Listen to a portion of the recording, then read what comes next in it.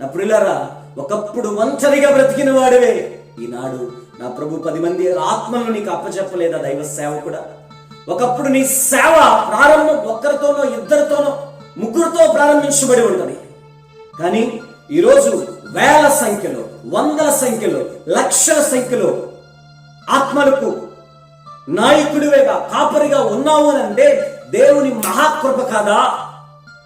నీ శక్తి లేకుంటే నీ యొక్క బలగమా? కాదు కదా, దేవుని యొక్క మహాకృప. ఆయన యొక్క కృప లేకుండా నీవు ఈ స్థితిలో ఉండేవాడివి కాదు. కాబట్టి ఇలాంటి కృపను అనుగ్రహించిన దేవాతి దేవునికి కృతజ్ఞతాస్తుతులు చెల్లించే బిడ్డలుగా ఉండాలి.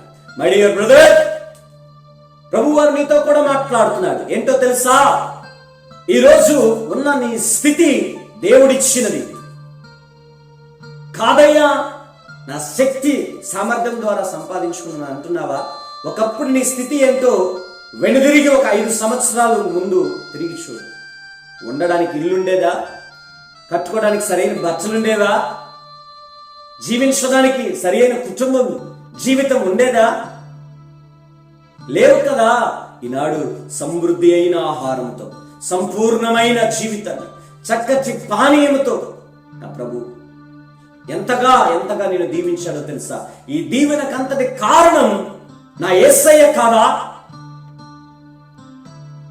ఈ దీవెన భోగ భాగ్యాలు అనుభవించడానికి నజరేయుడైన యేసుక్రీస్తు వారు కాదా ప్రియులారా? తప్పక